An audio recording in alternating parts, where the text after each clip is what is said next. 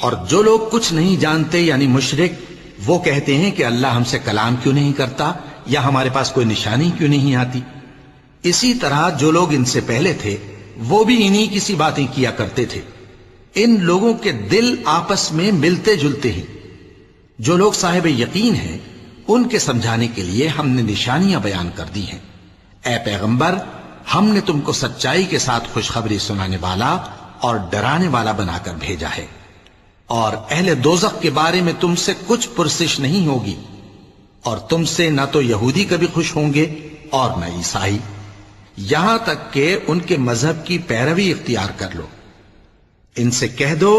کہ اللہ کی ہدایت یعنی دین اسلام ہی ہدایت ہے، اور اے پیغمبر اگر تم اپنے پاس علم یعنی وحی الہی کے آ جانے پر بھی ان کی خواہشوں پر چلو گے تو تم کو اللہ کی پکڑ سے بچانے والا نہ کوئی دوست ہوگا